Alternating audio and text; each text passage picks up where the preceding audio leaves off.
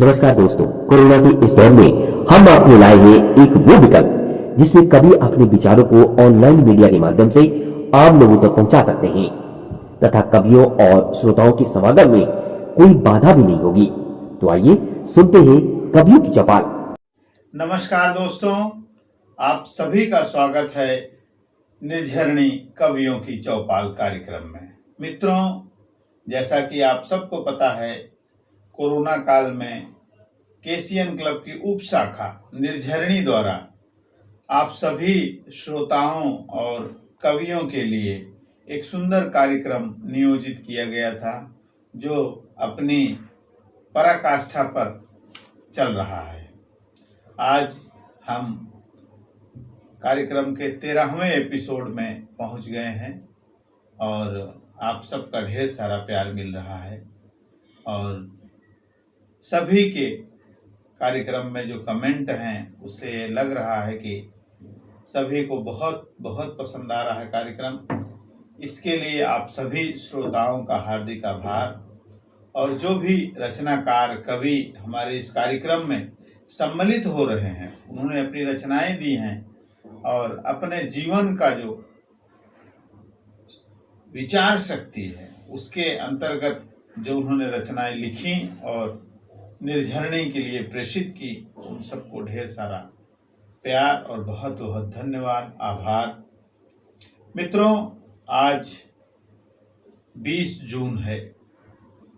आज देश fathers day मना रहा है, पितृ दिवस, पिता दिवस। जब हम पितरों की बात करें तो हमारे पूरे पूर्वज एक लाइन से याद में आ जाते हैं, और जब हम पिता की बात करें तो निश्चित ही हमें वह श्रम, वह प्रेम, वह स्नेह जो हमें अपने जीवन में मिला है वो याद आ जाता है। आज बड़ा ही पावन पर्व है। माँ और बाप से बढ़कर इस धरती पे कोई भी देवता नहीं है। आज फादर्स डे है और भगवान से कामना है कि सभी के अपने माँ बाप उनके साथ हों और आजीवन उनके साथ रहें। और कार्यक्रम की शुरुआत करते हुए मैं सबसे पहले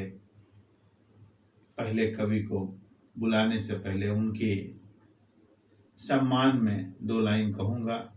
अपने हौसलों के बल पर हम अपनी प्रतिभा दिखा देंगे। अपने हौसलों के बल पर हम अपनी प्रतिभा दिखा देंगे। भले कोई मंच ना दे हमको, मंच अपना बना लेंगे हम। अब मैं आवाज़ दूंगा कवि अर्जुनधर द्विवेदी जी को। हमारे मंच के वरिष्ठ कवि हैं और हमेशा अच्छी सुंदर रचनाएं देते हैं, भावपूर्ण रचनाएं देते हैं। आज वह एक वंदना से सबको प्रसन्न करेंगे। केसीएन क्लब के द्वारा निर्झरणी की काव्य गोष्ठी में हम सभी श्रोता बंधुओं का स्वागत करते हैं, अभिनंदन करते हैं तथा अपने सभी काव्य पाठ करने वाले विद्वज्जनों को, कवियों को प्रणाम करते हैं। कुछ मन की बातें आपसे शेयर करना चाहते हैं। इस संसार में सभी मनुष्य अपनी अपनी प्रवृत्ति के अनुसार, अपने स्वभाव के अनुसार अपना जीवन जीते हैं। सभी की अपनी अपनी प्रवृत्ति होती है, अपने विचार होते हैं और वो स्वतंत्र जीवन जीना चाहता है, बंधन स्वीकार नहीं करता। अगर कोई अंकुश लगाना भी चाहे तो विवाद हो जाता है या मनमुटाव हो जाता है। सुख सभी चाहते हैं, दुख कोई नहीं। लेकिन दुख और सुख दोनों हैं क्या? ये हमारी मनोदशा का परिणाम है। जब तक हम केवल मन तक हमारी यात्रा रहती है और मन के अनुकूलता ही सुख है, मन के विपरीत कोई कार्य होता है तो दुख की अनुभूति होती है। लेकिन इसीलिए मनुष्य परिस्थितियों का दास बन जाता है। जैसी परिस्थितियाँ वैसे ही उसका आचरण ढल जाता है, उसका व्यवहार ढल जाता है, मूल स्वभाव को भूल जाता है वो। और मन एक शक्ति है, यदि वो नियंत्रण में न रहे तो हमेशा वो शक्ति हमेशा विनाश करेगी यदि वो नियंत्रण में नहीं है। और जिसने भी मन को अपने नियंत्रण में करके विचार के धैर्य से जीवन जीने का प्रयत्न करता है, अपने अंतर मन से ऊपर उठ करके आत्म जगत की ओर, अपनी आत्मा की ओर जब वो यात्रा होती है, जिसे हम आध्यात्मिक यात्रा कहते हैं। और जब तक आध्यात्मिक यात्रा हमारी प्रारंभ नहीं होती तब तक हम मन के सुख द्वारा उपजित सुख और दुख के झकोरे में ही झूलते रह जाते हैं। सुख और दुख दोनों परिवर्तनशील हो जाते हैं, समय के साथ बदलते जाते हैं। इसीलिए कहा गया कि मनुष्य परिस्थितियों का दास बन जाता है जो केवल मन के अनुकूल ही चलने का प्रयत्न करते हैं। तो मन से थोड़ा ऊपर उठें, आत्मज्ञान की ओर, अध्यात्म की ओर, तभी हम सच्चे सुख को शायद समझ पाएं या जान पाएं। और मनुष्य जीवन की सार्थकता इसी में है कि परिस्थितियों का गुलाम न होकर के परिस्थितियों को, विपरीत परिस्थितियों में भी जिसने अनुकूलता बनाने का अभ्यास कर लिया, प्रत्येक परिस्थिति में धैर्य के साथ अपना जीवन जीने की कला सीख ली, आत्मज्ञान की ओर बढ़ा, तो वो सच्चे सुख का अनुभव कर सकता है। इसी विषय पर एक कविता आप सबके सामने प्रस्तुत है कि सदा खुश रहो तुम, सदा मुस्कुराओ, यही जिंदगी है, यही जिंदगी है। सदा खुश रहो तुम, सदा मुस्कुराओ, यही जिंदगी है, यही जिंदगी है। सुख और दुख तो आते हैं जाते, जैसे ये मौसम बदलते ही रहते। सुख और दुख तो आते हैं जाते, जैसे ये मौसम बदलते ही रहते। खुशी और गम को गले तुम लगाओ, खुशी और गम को गले तुम लगाओ, यही जिंदगी है, यही जिंदगी है, यही जिंदगी है, यही जिंदगी है।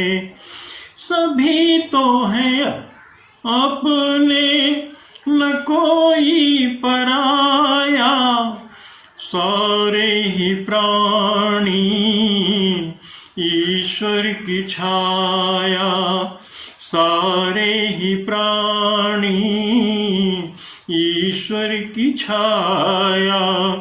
ईश्वर है सागर, एक बूंद है हम, ईश्वर है सागर, एक बूंद है हम।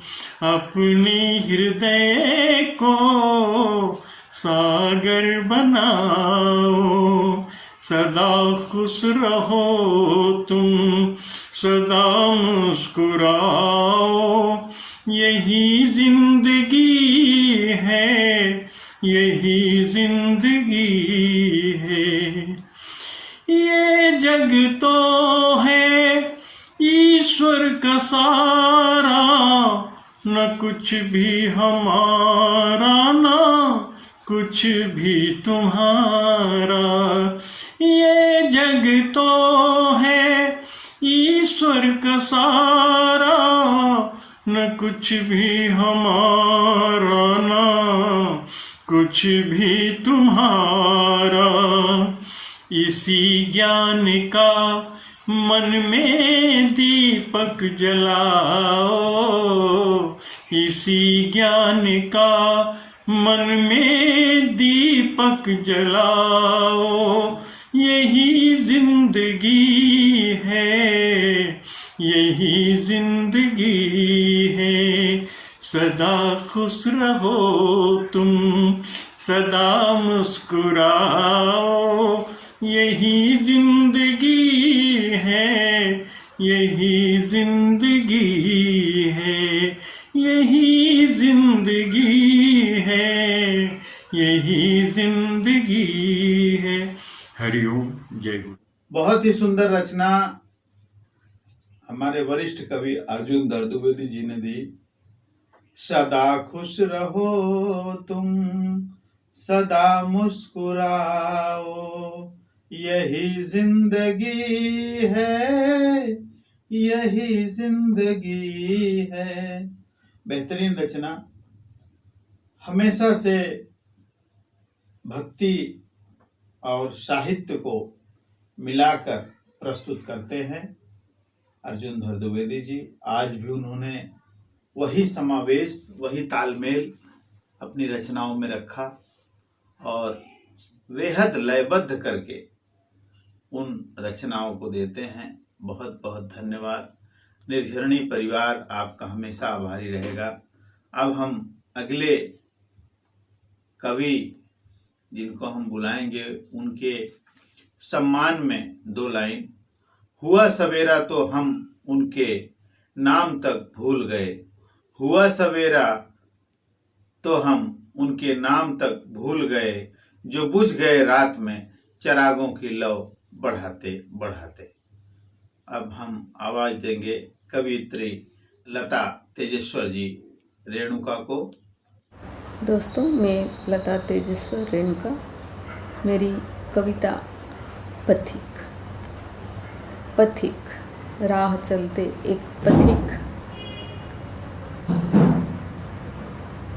एक अकेले तू चलता जा, रास्ते में आएंगे कांटे पत्थर। हे पथिक, एक अकेले तू चलता जा, रास्ते में आएंगे कांटे पत्थर, पहाड़ और डगर। ना डर तू चलता जा, हे पथिक तू चलता जा। कोई करे ना करे तेरा उद्धार, ना कर तो किसी का इंतजार। तू एक है 100 के बराबर, चलता जा पथिक तू चलता जा।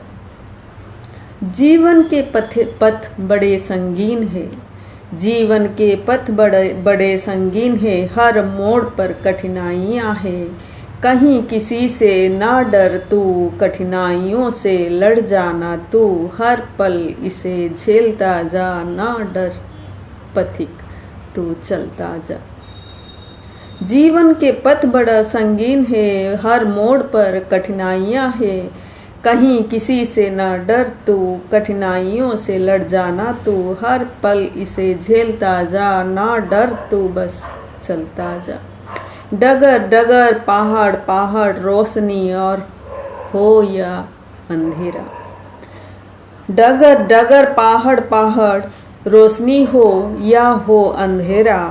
अंधेरों का डेरा दिया बन तू चलता जा, अंधेरे को तू मिटाता जा। हौसला तेरी हिम्मत हो, मेहनत तेरी ताकत हो, रोशन कर तू डगर डगर। हौसला तेरी हिम्मत हो, मेहनत तेरी ताकत हो, रोशन कर तू डगर डगर, रास्ता तू दिखलाता जा, हे पथिक तू चलता जा। कदम कदम पर फूल खिलेंगे, लोग तेरे साथ चलेंगे, आएगी दुनिया तेरे पीछे, हर मुश्किल को पार करता जा, ना डर तू चलता जा, हे पथिक तू चलता जा। सत्य का पथ जरा कठिन है, सत्य का पथ जरा कठिन है, झूठ का पथ जरा आसान है। सत्य की राह में चलता चल, जो झुक गए वह छल गए। सत्य की राह में चलता चल, जो झुक गए वह छल गए, जो रुक गए वो हार गए। सत्य ही दर्शन का दीप है, सत्य ही दर्शन का दीप है, रोशन तेरा पथिक दर्शक है, रोशन तेरा पथ दर्शक है। चलता जा तू चलता जा, ना डर पथिक तू चलता जा, ना डर पथिक तू चलता जा। धन्यवाद। बहुत सुंदर रचना। हे पथिक एक अकेले तू चलता जा, हे पथिक एक अकेले तू चलता जा, रास्ते में आएंगे कांटे पत्थर और डगर न डर तू चलता जा। बेहतरीन रचना पथिक हमारी कवियत्री द्वारा लता तेजेश्वर जी ने सुनाई और सिद्धांतवादी कविताओं के लिए प्रख्यात कई पुस्तकें इनकी छप चुकी हैं और निर्झरणी परिवार लता जी का हमेशा आभारी रहेगा और हर बार एक नई सुंदर कल्पना रूपी रचना आपके सामने प्रस्तुत करती है। आज भी उन्होंने एक बेहतरीन रचना दिया और आप सबको प्रसन्न किया। अब मैं कार्यक्रम को आगे बढ़ाते हुए अगले कलाकार की शान में 2 लाइन कहूँगा। मिलने को हर शख्स एहतराम से मिला, मिलने को हर शख्स एहतराम से मिला, पर जो मिला किसी न किसी काम से मिला, पर जो मिला किसी न किसी काम से मिला। अब हम आवाज देंगे वरिष्ठ कवियत्री डॉक्टर करुणा पांडे जी को। वह अपनी रचना के साथ पटल पर उपस्थित हों। नमस्कार दोस्तों, मेरी कविता का शीर्षक है किरचने परवरिश की। पिता के राशिफल में सिमट आई थी सभी की राशियां, पिता के राशिफल में सिमट आई थी सभी की राशियां। ग्रहों की स्थिति, राहु काल और दिशाशूल का आकलन। अचानक जब बेटे ने विदेशी बहू लाकर आशीर्वाद के लिए सिर झुकाया, अचानक जब बेटे ने विदेशी बहू लाकर आशीर्वाद के लिए सिर झुकाया, माँ के अरमानों का गिलास झटके से कपकपाया। गिरा झन के साथ बिखर गया बहते दूध में मिलकर आंसुओं का लावा, प्यार और विश्वास।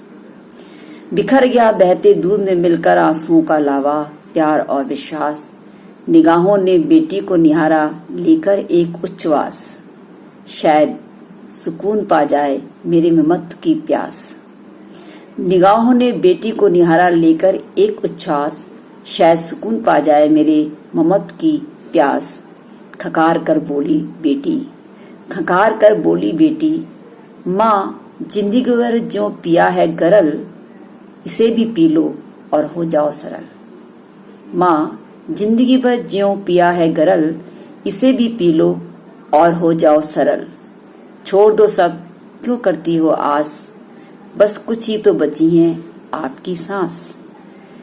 क्यों करती हो बस छोड़ दो क्यों करती हो आस, बस कुछ ही तो बची हैं आपकी सांस। क्यों रोपती हैं नफरत के और रोष के दिए, क्यों रोपती हैं नफरत और रोष के दिए। जिंदगी उनकी है वह चाहे जैसे जिए। क्यों रोपती हैं नफरत और रोष के दिए, जिंदगी उनकी है वो चाहे जैसे जिए। सुनकर बूढ़ी माँ कुछ और बूढ़ी हो गई, सुनकर बूढ़ी माँ कुछ और बूढ़ी हो गई। जिगर के टुकड़ों से छली माँ सोचती चली गई। क्यों जन्मते ही बच्चों के माँ के अरमान की पतंग आकाश में उड़ती है। परवरिश की हर सलाई पर माँ अपने सपनों के फंदे बुनती है। क्यों जन्मते ही बच्चों के माँ के अरमान की पतंग आकाश में उड़ती है। परवरिश की हर सलाई पर माँ सपनों के फंदे बुनती है। क्यों माँ बाप अपना सुख त्याग बच्चों का भविष्य ताकते हैं। क्यों माँ बाप अपना सुख त्याग बच्चों का भविष्य ताकते हैं और बच्चे दीमक की तरह उनके भावों को चाटते हैं। क्यों माँ बाप अपना सुख त्याग बच्चों के भविष्य को ताकते हैं और बच्चे दीमक की तरह उनके भावों को चाटते हैं। पति का हाथ थाम चल दी पत्नी अपनी परवरिश त्याग और संस्कार की कीर्तन संजोने के लिए। पति का हाथ थाम चल दी पत्नी अपनी परवरिश त्याग और संस्कार की कीर्तन संजोने के लिए। धन्यवाद। फादर्स डे पे पिता के लिए एक सुंदर रचना डॉक्टर करुणा पांडे जी ने दी। पिता के राशिफल में सिमट आई थी सभी की राशियां। पिता के राशिफल में सिमट आई थी सभी की राशियां। वास्तव में पिता प्रकृति और परमात्मा की एक अमिट देन है, जो परिवार के लिए, पूरे इस संसार के लिए मूलभूत सिद्धांत बन के रह गई है। और वर्तमान समय में कुछ ऐसे बुजुर्गों के साथ जो तकलीफ़ों का माहौल देखने को मिलता है, थोड़ा दुखी करता है। और आज इस मंच के माध्यम से, इस निर्झरणी के चौपाल के माध्यम से मैं सभी से आग्रह करूंगा कि पिता शब्द का जो महत्व है वो संपूर्ण विश्व के लिए बहुत ही आवश्यक है। और इस महत्व को बनाए रखने के लिए हम सभी आपस में एक दूसरे के प्रति समर्पण भाव के द्वारा सभी को यह सहयोग यह अनुभव दिलाने का प्रयास करें कि पिता के महत्व को हम कभी भी छोटा ना होने दें। मित्रों, आज कार्यक्रम हमारा चल रहा है, लेकिन बीच बीच में कवियों द्वारा ऐसी रचनाएं देकर कहीं न कहीं हम लोगों को इंगित किया जा रहा है कि आज फादर्स डे है। मैं बहुत बहुत आभारी हूँ डॉक्टर करुणा पांडे जी का। कार्यक्रम को आगे बढ़ाते हुए मैं अब अगले कवि को बुलाने के लिए उनकी शान में 2 लाइन कहूँगा। सारी दुनिया के रूठ जाने से मुझे कोई गर्ज नहीं, सारी दुनिया के रूठ जाने से मुझे कोई गर्ज नहीं, बस एक तेरा खामोश रहना मुझे तकलीफ देता है, बस एक तेरा खामोश रहना मुझे तकलीफ देता है। मैं अगले कवि को बुलाने जा रहा हूँ, जो हमेशा स्वच्छंद कविताएं एकदम से आजाद कवि के रूप में जाने जाते हैं। देवेंद्र दुबे अकेला आज फिर पटल पर उपस्थित हो रहे हैं अपनी अद्भुत रचनाओं को लेकर, जो पिछले कार्यक्रमों में कई अलग अलग रचनाओं से अपने आप को प्रचलित करके और एक अच्छे रचनाकार की जो संज्ञा में आते हैं। देवेंद्र दुबे अकेला जी।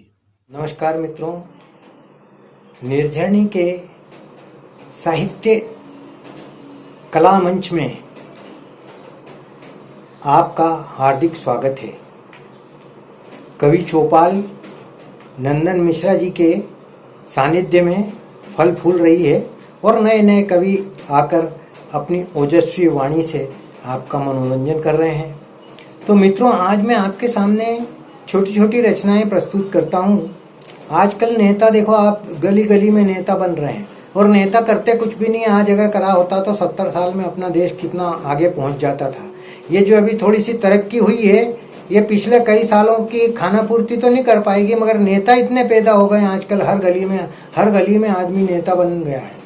तो मैंने उसमें लिखा है कि एक नेता ने अपने शहर में नई दुकान जमाई, एक नेता ने अपने शहर में नई दुकान जमाई, दुकान के आगे एक लिस्ट लगाई, दुकान के आगे एक लिस्ट लगाई, मेरी दुकान में जो भी कोई आएगा, मेरी दुकान में जो भी कोई आएगा खाली हाथ नहीं जाएगा, मेरी दुकान में जो भी कोई आएगा खाली हाथ नहीं जाएगा, कुछ नहीं तो एक वादा अवश्य पाएगा, कुछ नहीं तो एक वादा अवश्य पाएगा। नेता लोग काम कर दे तो फिर अपना देश कहाँ से कहाँ पहुंच जाता है, अभी सोने की चिड़िया से हीरे की चिड़िया बन जाता। तो मित्रों, और आजकल कैसा है, ईमानदार आदमी की कदर नहीं है, कोई नहीं कदर कर रहा है ईमानदार की, कितना ही बड़ा ईमानदार है उसकी कदर जीरो है।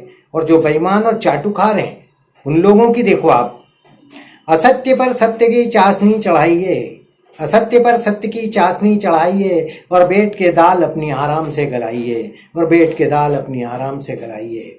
ये चल रहा है।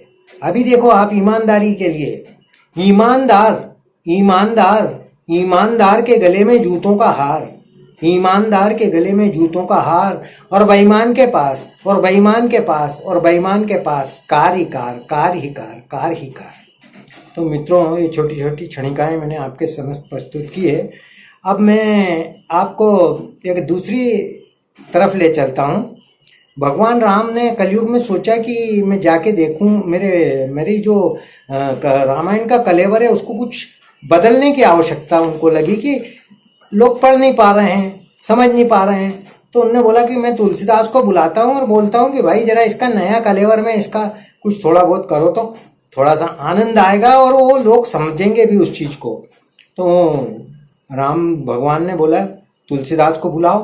तो राम भगवान ने आदेश देते हैं, उस पर मेरी एक रचना छोटी सी है, हास्य व्यंग्य, आप जो भी समझें उसे। राम ने दूत को दिया आदेश, राम ने दूत को दिया आदेश, तुलसीदास को तुरंत करो पेश, तुलसीदास को तुरंत करो पेश। दास ने तुलसीदास को बुलाया, दास ने तुलसीदास को बुलाया, तुलसीदास ने आकर शीश झुकाया, तुलसीदास ने आकर शीश झुकाया, राम से धरा पर जाने का आदेश पाया। भगवान राम से उन्होंने बोला, भगवान राम बोले कि अब तुम धरती पे जाओ। तो भगवान राम से धरा पर जाने का आदेश पाया, धरा पर जाओ और रामायण का नया रूप लिख कर लाओ, धरा पर जाओ और रामायण का नया रूप लिख कर लाओ, बाल सुंदर और उत्तरकांड को सजाओ, बाल सुंदर और उत्तरकांड को सजाओ। आदेश पाकर तुलसीदास ने धरा पर आए, आदेश पाकर तुलसीदास धरा पर आए, अपने आप को एकदम अकेला पाए, अपने आप को एकदम अकेला पाए। कुछ दिनों में अपने आप को सेटल कर पाए, कुछ दिनों में अपने आप को सेटल कर पाए। भगवान सारा मुआयना किया धरती का, तो बोले सारा मुआयना करके भगवान राम को फोन घुमाए, सारा मुआयना करके भगवान राम को फोन घुमाए।